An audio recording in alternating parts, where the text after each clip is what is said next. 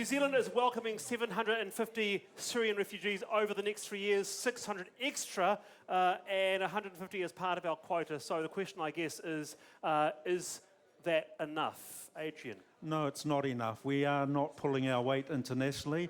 We could do a lot more.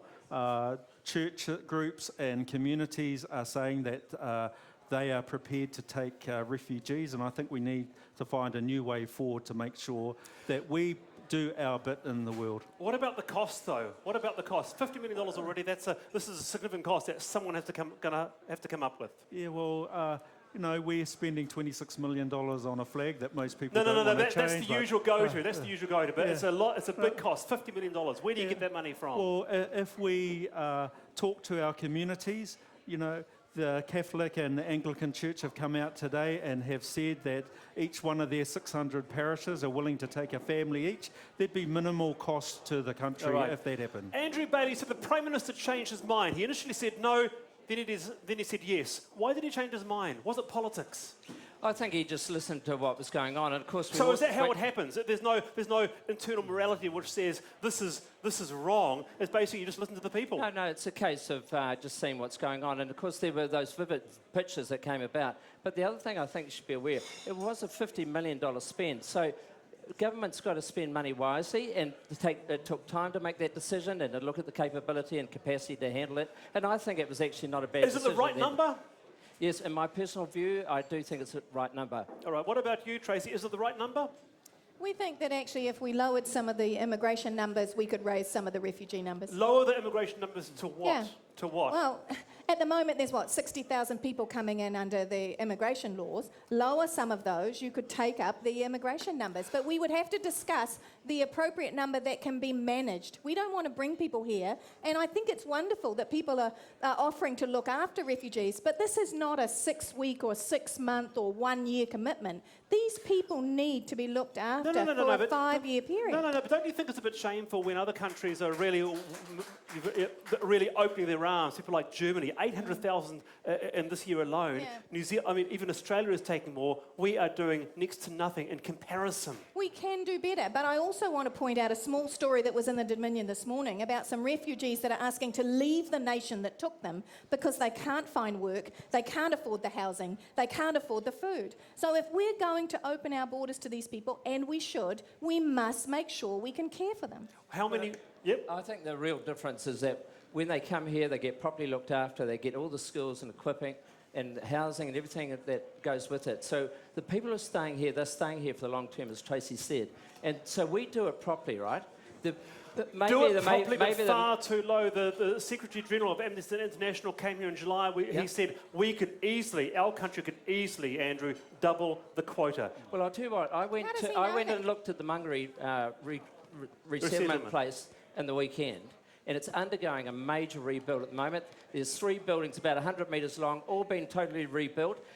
Once that comes into place, no doubt there's going to be additional capacity. But the key issue that went on in terms of the decision-making is simply the ability to handle those people and handle them well so they come out. What do you think of that? We have to do what's responsible for our country and for the world. It's no good for us just taking a small number when we have the capacity to do more because it's the right thing to do. All right then, Adrian Ronafei, what would you like to see? 750 now, personally, what would you like to see us take in terms of quota? Well, I think we can at least double the quota, and we can do it in a lot tighter time frame. At least double the quota. Are you going to tell that to your Labour Party colleagues? Yeah, well, that's what I'm saying. That's what a number of us are saying. We are not doing enough, and even doubling it would pale into comparison to what other countries are doing. Okay, very good. Doubling the quota. That's what Labour. I'll come back to you, Tracy, but let's go into the audience. Yeah, I'm with Tony Payne. Tony is the New Zealand Red Cross Secretary General. Welcome. Thank you very much. Thanks for coming along. Look, politicians, easy for them to pull a number out of their bum and say, we're going to have this many refugees. You're at the rubber, I mean, in the Secretary General kind of way, the rubber meets the road. What can we take? What can we do? What can we manage tomorrow? Look, I think first thing to say is that an additional 600 is a good move. That's 600 people who would otherwise be in a refugee camp or at risk of drowning in the Mediterranean, all the other terrible things we've seen in the last few days. So that's a positive thing. I think we can do more, But people are also right to say that New Zealand invests in a careful process and in a process that is designed to help people make their way in the world in New Zealand that will lead to a good outcome. So I think, yes, we can do more, but we have to be careful that we put the resources into it. There's a lot of volunteers involved. I had a friend who lived down here who, was always calling up, anyone got a spare fridge, that sort of thing. Does it rely a lot on volunteers? Well, isn't it been wonderful what we've seen from Kiwis in the last few weeks with people saying, yes, I can help, yes, I've got a house, yes, I can be part of that. We do rely a lot on the generosity of Kiwis in those locations where refugees are coming, and people need to remember that's not everywhere in the country, so it only happens in certain areas. But in those locations, the Red Cross relies very heavily on good, generous Kiwis saying, we'd like to help people make their way in the world. And the analogy I like to use is if you and your family were dropped into a very foreign country and you were popped in there and you said, learn the language, get a job, raise your family, that would be a very bleak and hard thing for you to do. In New Zealand, we make that less bleak by Kiwis getting involved in helping people set up a house, turn a house into a home, being part of a neighbourhood, a community, and all the things that we often take for granted in New Zealand.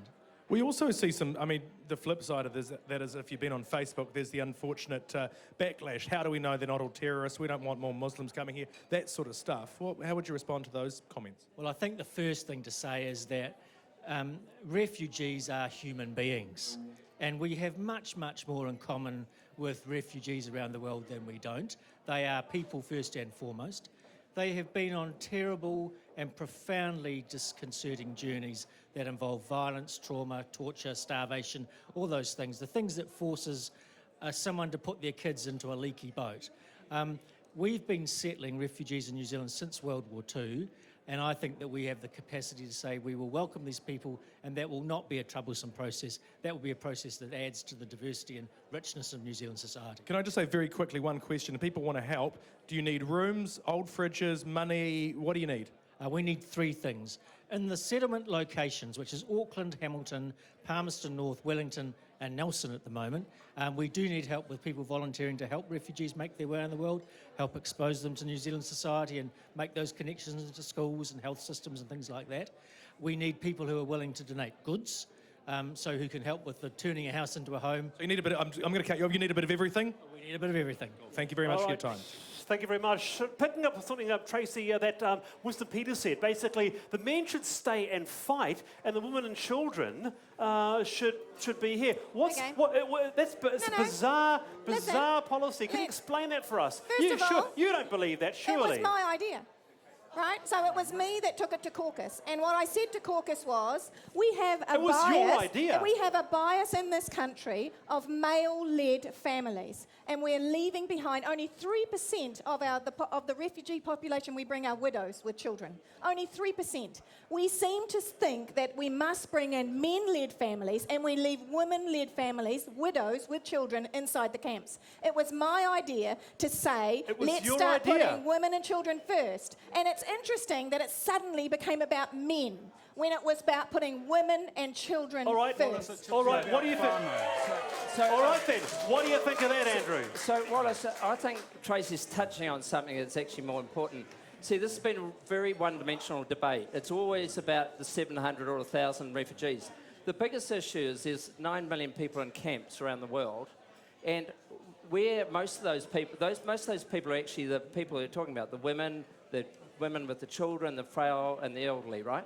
And to some extent, the extent that we can help those people in those camps is probably almost a greater need to some extent. And we've already committed to another 5 million. Which is what Helen Clark said, okay, Anthony Runaway, what did you make of what Tracy Martin... I didn't know it was Tracy Martin's idea. What do you think about that? Dividing a whānau, Wallace, is absolutely abhorrent.